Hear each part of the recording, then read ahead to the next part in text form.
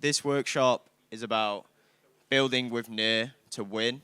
And when I mean win, I mean winning in general, but more specifically for a hackathon. And this presentation is meant to be about how you can build with near to win a hackathon and ETH Bangkok, I suppose. So, in today's presentation, we'll be talking about our presence at ETH Bangkok, a few tips on what it takes to win a hackathon from like a judge's perspective, and a general overview of what you can build with near inside of a hackathon.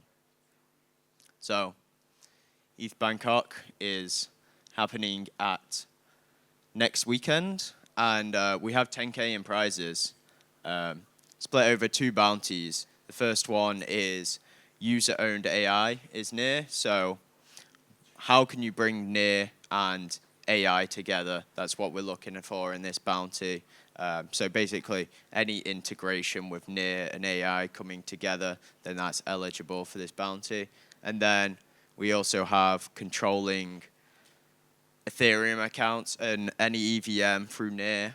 You can, using chain signatures, you can do it for basically any chain, but it's ETH Bangkok, so we're sticking with Ethereum, and that's for 4K. And so, what are judges looking for in a hackathon? This is a list I came up with.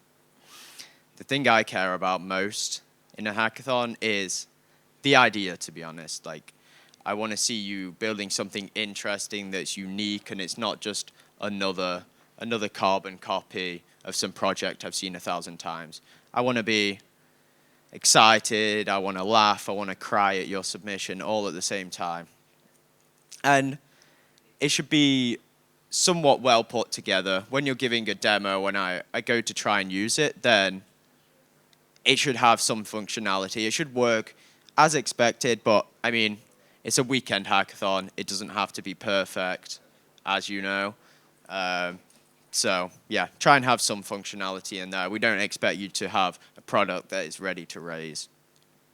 And there should be promise for what you're building in the future. Like, is there any business model behind it? Can this be like eligible for an actual product in the future? Is this something you're going to continue? That's what I'm looking for. And I don't just care about the project, I'm also caring about the team. Like, I really care about there being an enthusiastic team that are excited about the tech, excited about what they're building, and hopefully can carry that forward again. And I like it when projects do what they say it does. A lot of the time in hackathons, you have a lot of hard-coded values. We always find them. We never miss them. So, yeah, tell us what it does, and hopefully we can actually use it, and it works. And I like to see that along similar lines as the previous points, that the submission can be continued and can add value to the ecosystem in some sort of way, whether that's like a product itself or some tooling that you can contribute, or like a reference implementation that we can add to the docs. It'd be good if it's useful some way. General tips: have a think about what you want to build before, and maybe form a team before the hackathon. I mean, you can't start coding and hacking before the hackathon starts, but we're not the thought police. We're not going to stop you thinking about what you want to build, and it's probably beneficial. You can just hit the ground running and build straight away. So that's my top tip. Don't spend too much time stuck on one thing. A lot of hackers will just, they'll sit there stuck on a problem, but try and find a different solution. Try and find a workaround. There was a good example at, where was it? ETH Singapore, where one of the teams, they wanted to fork like the Explorer, but it didn't work out very well because they needed like environment variables. So instead, they found a workaround where they added a Chrome extension to like mock that something was happening on the Explorer, which was a really quite nice workaround. And come ask for support. I mean, that's what we're there for. That's what I'm getting paid to do. And we want you to build the best project possible, and we want to help you to do that. So don't be hesitant to come and ask us any questions during a hackathon. And a lot of people, they hack all night, and they're tired by the end of the hackathon. So they just go to sleep as soon as submission time. But we want you to pitch to us. I'm going to remember your project more if you're pitching. So come pitch. As you can see, I've written this 3 times because it's very important. I think you need to know this point the most because I don't think you submitted on time last time. Yeah. Well, look at this point. Submit on time, submit on time, submit on time. Submit on time. Very important. There's no rewards for submitting late, in most cases. So now I wanted to give a bit of general overview of like what you can build on NEAR, because we've heard a lot about AI here, but it's really useful to know like the context of NEAR as a whole and the stack, so you can better like implement AI and better implement chain signatures. So starting off, one of the most interesting things and simplistic things about NEAR is its account model. We have your classic 64 characters of like hexadecimal that represent an account, of course, but we also have your named accounts, which I don't really know why any other blockchains aren't particularly implementing this. I mean, you have like ENS, but this is baked into the protocol. And once you claim your account, you've claimed it forever. So there's like the top level account, which is NEAR. You have PyVortex.NEAR, which is my account. And then you can also have like sub-accounts of that account. And these accounts aren't really actually related. They just have like the same namespace. And the benefits of this, it's a bit easier to remember, and it's very useful to organize accounts. I can have all my different parts of my application as like sub-accounts of my main account. And it makes it very easy to deploy like new accounts from contracts. And you can do like a factory contract where you deploy more contracts within a contract. And yeah, as you might know, accounts are also smart contracts, and smart contracts are accounts, which adds like a lot of functionality to accounts. You can do more with an account and control it through code. Access keys. This is pretty cool. We have full access key, which is like your standard key pair, right? It gives you full access over an account. And you can actually swap these keys in and out and have like 1,000 of them. So if you accidentally expose your private key somewhere, you can actually just swap that and rotate it without having to transfer all your assets to a new account, which is kind of neat, and it allows you to swap accounts through code in like a non-custodial way. We also have limited access keys, which are a bit more special, which allow you to call like non-payable functions, which are methods that don't require a deposit, and you're supposed to give these keys out, which might seem a bit strange, but we'll see why that is. This is the classic meme of like the future of Web3 gaming, where you have to sign each individual bullet you're shooting. But the idea is with these limited access keys, you have like a shoot method, and you give this access key to the game, and they're able to sign these shoot methods on your behalf. And yeah, limited access keys are limited. They can only call methods that are non-payable. But I mean, a contract can do basically everything an account can do. So if you have a method that sends NEAR, then you can have a limited access key for that, and it can do more than just call a method, really. So here is the QR code you want to scan. We have, this is baked in there. This is hidden. It's for the special quest. And basically, we have like 5K in bounties. I'm not revealing much about this because it's I think it should be called the secret quest instead of the special quest. You'll have to figure out what's coming up.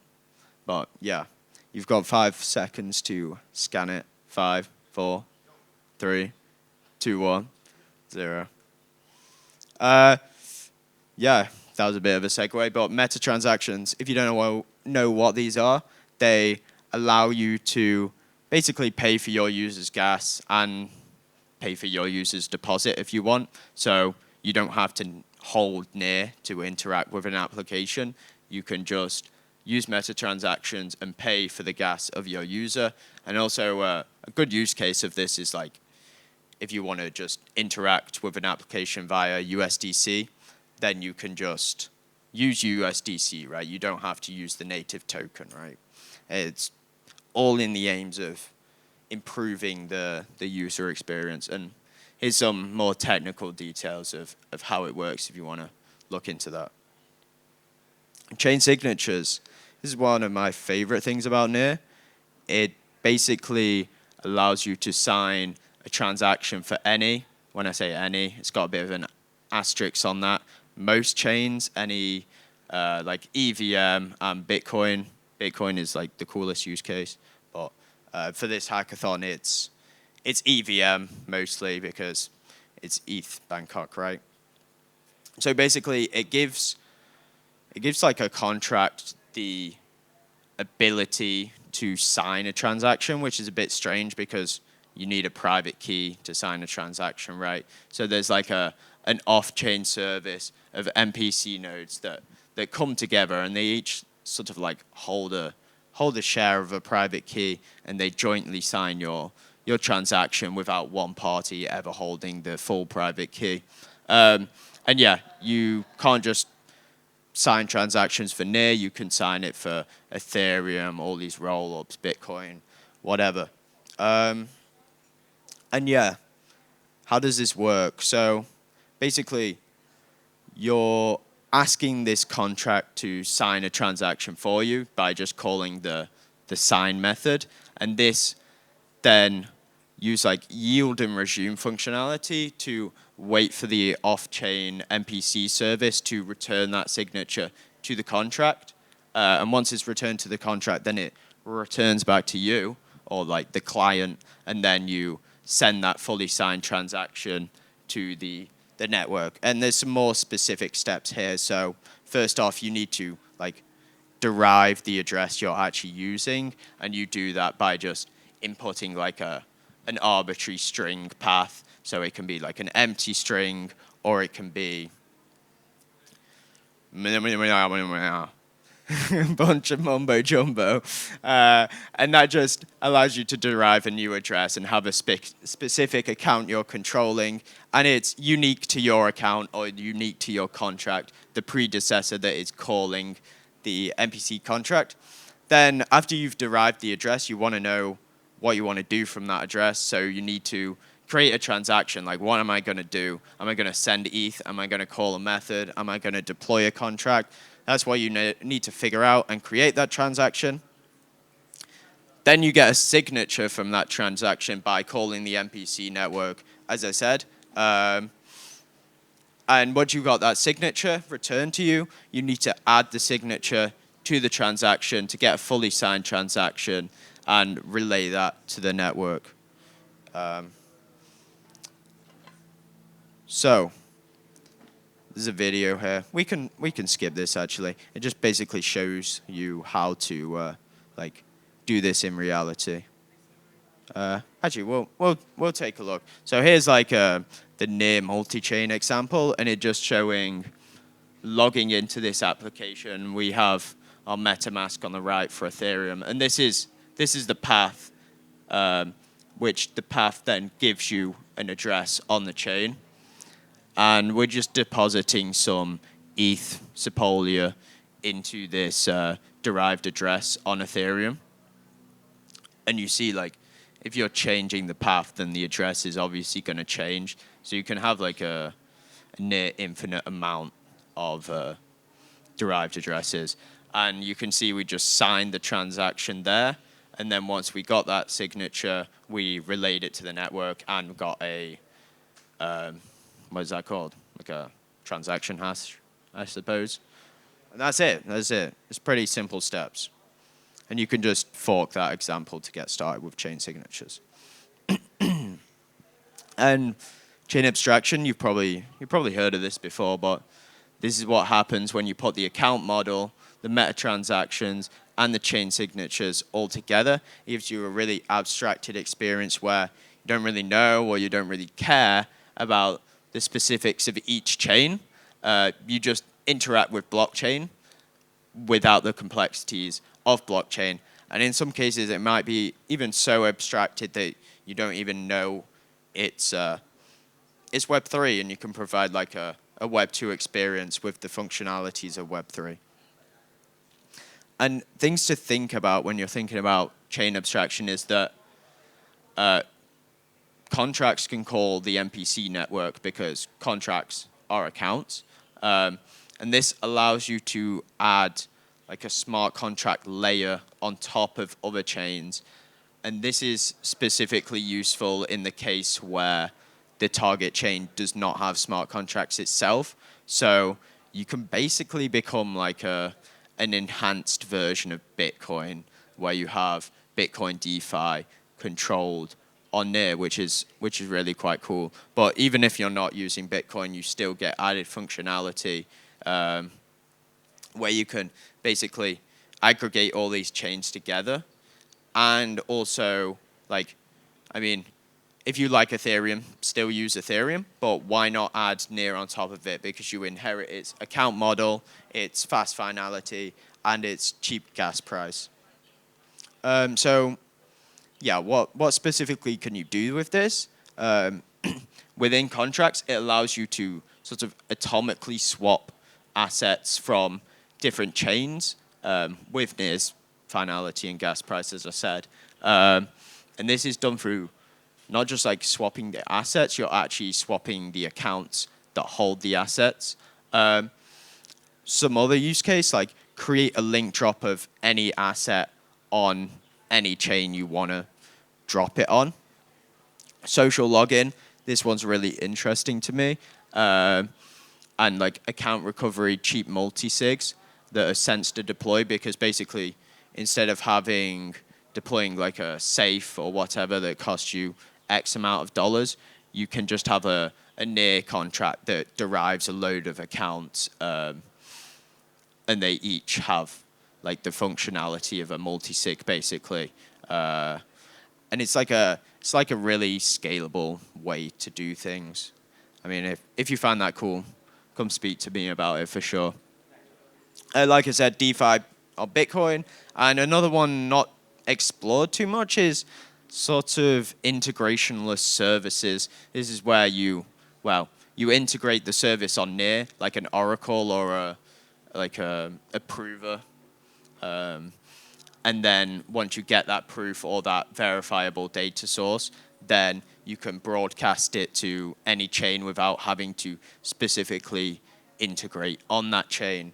So you don't have to do a load of BD. You don't have to hire any BD. You just send it there without having to integrate anywhere. So you've probably heard enough about AI at this conference, but we're going to talk about it a bit more. There's a lot of cool stuff you can do with AI, and NEAR has obviously become very AI focused. But I want to talk about like what can you do with AI in a hackathon, within the scope of a hackathon, and how to think about AI within a hackathon setting.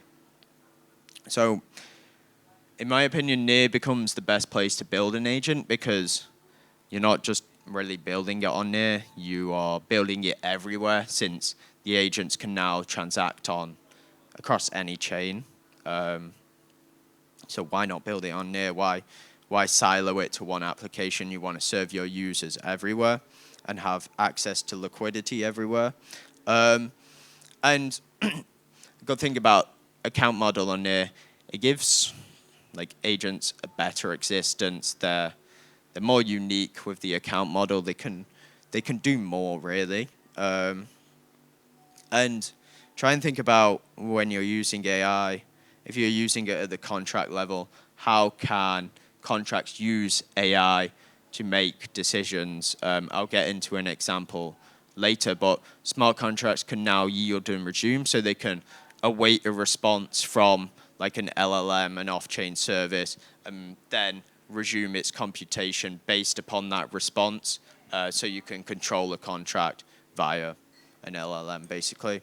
And blockchain, I mean, we've been here for a few years, but it's still sort of terrible user experience and developer experience. So how can we use AI to make our lives easier and make interacting with blockchain easier? This is really key, and there's some easy wins in this sector.